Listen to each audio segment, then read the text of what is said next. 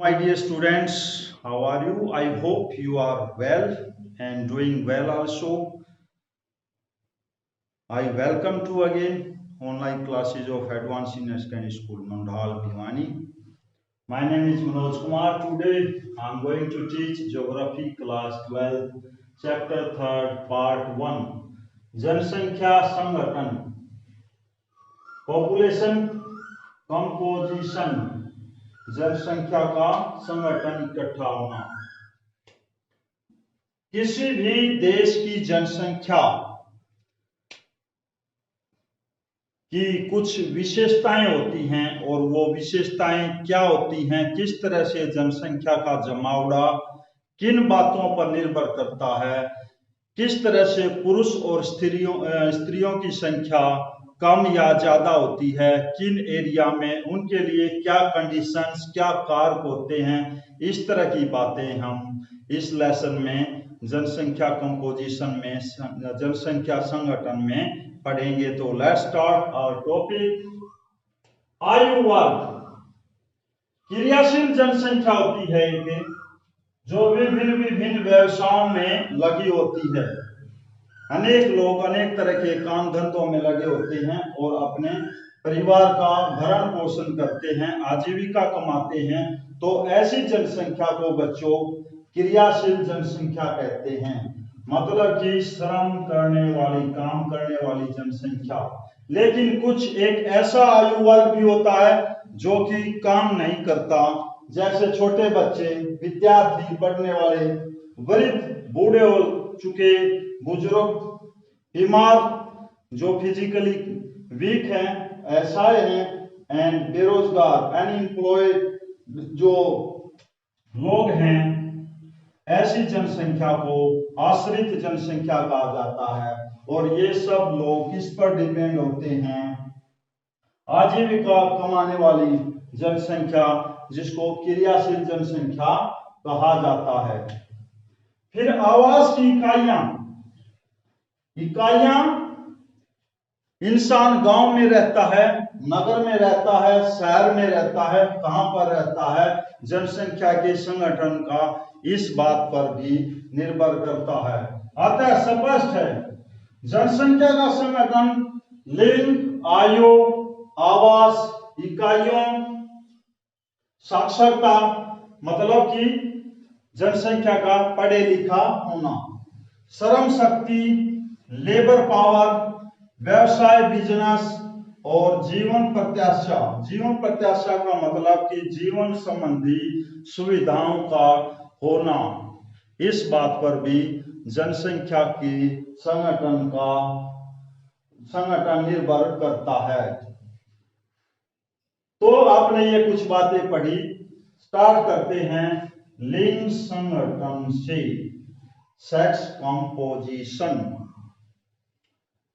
लिंग अनुपात के अंदर 3 कारण हैं। स्त्री पुरुषों के जन्म दर में अंतर, किसी भी समाज में नर जनसंख्या मादा जनसंख्या के मुकाबले ज्यादा होती है। प्रत्येक, अगर 100 की हम अगर बात करें तो प्रत्येक 100 मादा के पीछे 104 से 107 नर पैदा होते हैं। तो इस बात पे भी जनसंख्या के संगठन का अंतर पड़ता है, स्त्री पुरुष के जन्म में अंतर। एक बात यहां पर लिंग अनुपात, लिंग अनुपात का मतलब है बच्चों प्रत्येक 1000 पुरुषों के पीछे स्त्रियों या महिलाओं की संख्या। इसको निकालने के लिए पुरुषों की संख्या या जनसंख्या, महिलाओं की जनसंख्या या स्त्रियों की जनसंख्या इनटू 1000, तो क्या निकल आएगा?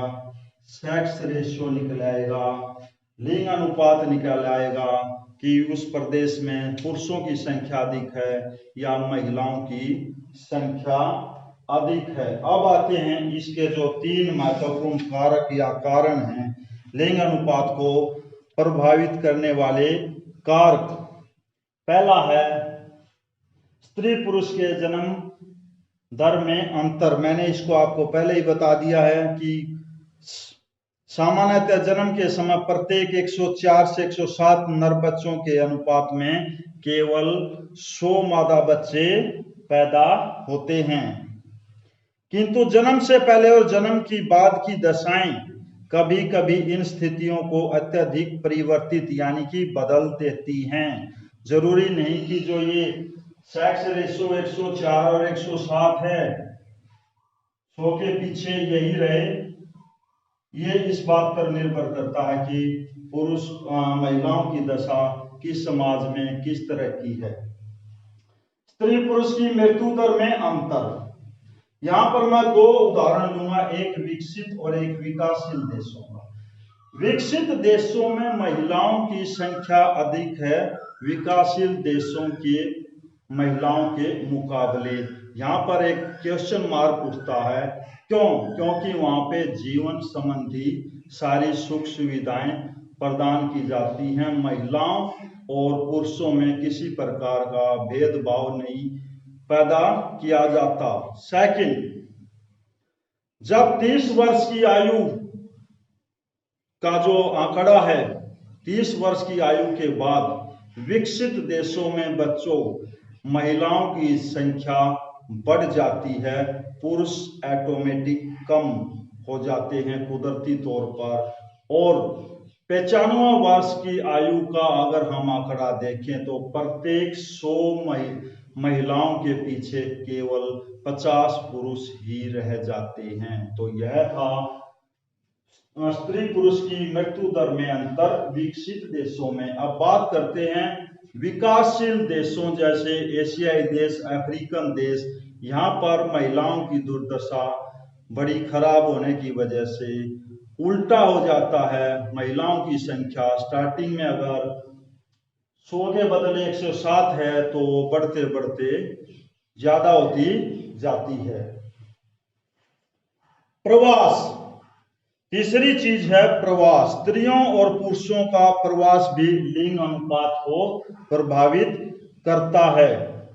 प्रवास में लिंगीय चयन प्रक्रिया सिलेक्टिविटी बहुत अधिक होती है। अधिकांश विकासशील देश, खासकर मैंने बताया एशियाई तथा अफ्रीकी देश, बड़ी संख्या में पुरुष ग्रामीण इलाकों से शहरों की तरफ है आजीविका यानी रोजी रोटी कमाने के लिए प्रवास कर जाते हैं। इससे गांव में पुरुषों तथा नगरों में स्त्रियों का अनुपात घट जाता है। उदाहरण के तौर पर कोलकाता में प्रति 1000 पुरुषों पर 570 स्त्रियों की संख्या का होना पुष्टि करता है कि प्रवास लिंग अनुपात को प्रभावित करने वाला एक महत्वपूर्ण कारक है। अब प्रकृति ने लाभ दिए और समाज ने प्रकृति को हानियां दी। प्रकृति ने पुरुषों की तुलना में स्त्रियों को अधिक जैविक लाभ प्रदान किए। स्त्रियां पुरुषों की तुलना में अधिक स्थिति स्थापक होती हैं, फिर भी यह लाभ उन सामाजिक हानियों और भेदभाव द्वारा जिन्हें कदम कदम पर अनुभव करना पड़ता है समाप्त हो जाता है। तो यह एक बुराई के तौर पे है कि हम महिलाओं को अच्छी दृष्टि से देखते हैं, उनके पालन पोषण में, उसके शिक्षा संबंधी, स्वास्थ्य संबंधी चीजों पर ज्यादा ध्यान नहीं देते। तो बच्चों, आज आपने इस वीडियो में पढ़ा जनसंख्या संगठन, आयु वर्ग, आवास इकाइयां और लिंग संगठन, इसके 3 कारक अगले वीडियो में हम पढ़ेंगे। Thank you.